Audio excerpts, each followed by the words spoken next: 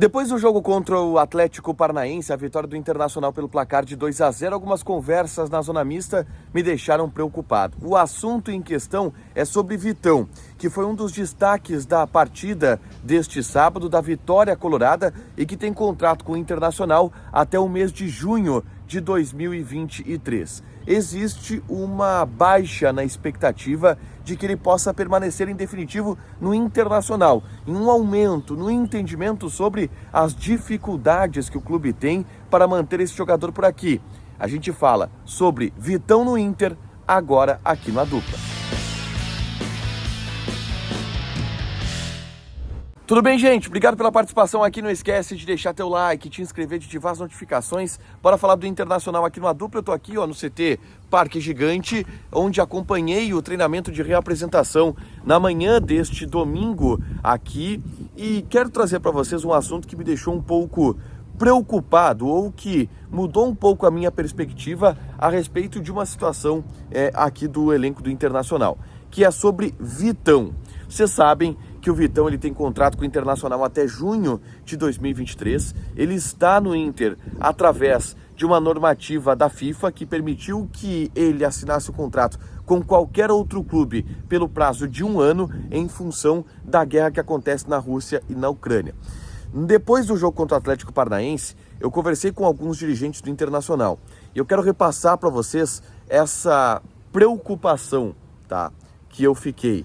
E a preocupação é através de um entendimento, de uma leitura, de que o Inter começa a achar mais complicada a possibilidade de manter o Vitão aqui no Internacional. E aí eu vou explicar aqui algumas informações que a gente obteve. Por exemplo, o que os dirigentes relatam é de uma valorização do Vitão que foge um pouco do controle do Internacional.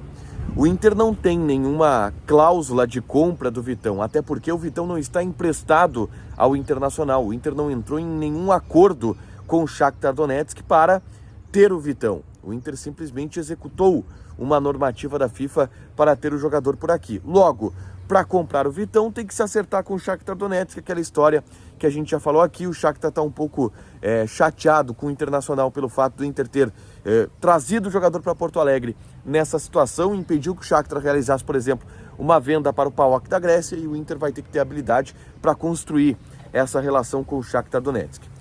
Mas o Inter tem alguns bônus. Por exemplo, o Vitão não corre o risco de sair do Internacional até o fim do contrato.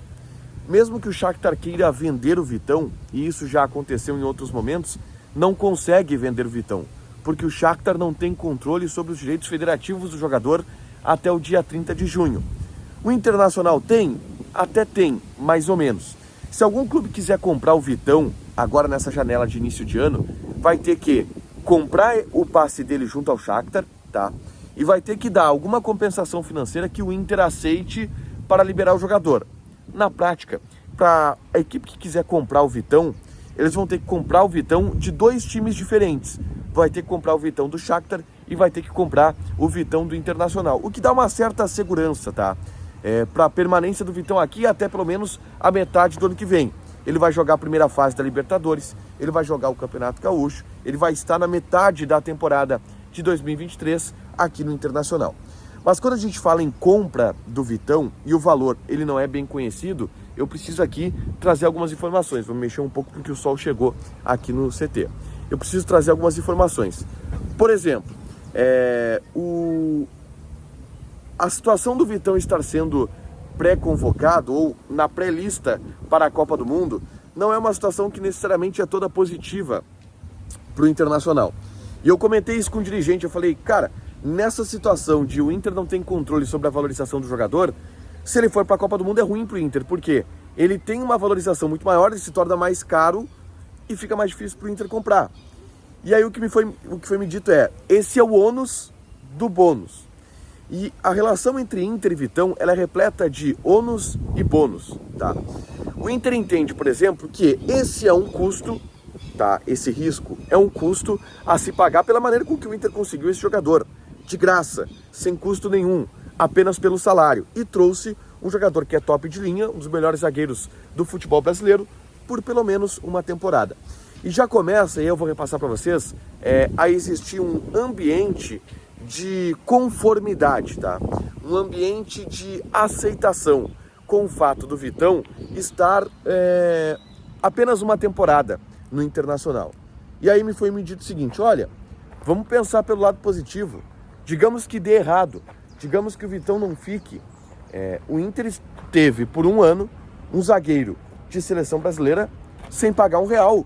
E pela oportunidade que a gente teve, a gente tinha que fazer isso, mesmo sabendo da dificuldade de manter esse jogador aqui em Porto Alegre depois.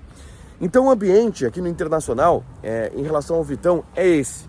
Primeiro, de valorização do fato do Vitão estar aqui. E isso foi dito em diversos momentos da conversa. A gente tem que desfrutar o Vitão aqui. A gente tem que desfrutar o Vitão aqui. Mas este comportamento me leva a começar a ler que o Inter está tendo muitas dificuldades na tentativa de comprar o Vitão. E a compra do Vitão talvez seja mais difícil do que era há algumas semanas. A valorização do Vitão indo para a Copa do Mundo pode tornar o jogador mais caro e mais difícil de permanecer aqui. Mas eu preciso dizer, nos bastidores está todo mundo torcendo pelo Vitão, está todo mundo feliz pelo nome dele na pré-lista da Copa. O fato da valorização é o ônus do bônus. Deixa o teu like, te inscreve, ativa as notificações que vai ter mais conteúdo aqui no canal. Fechado? Beijo!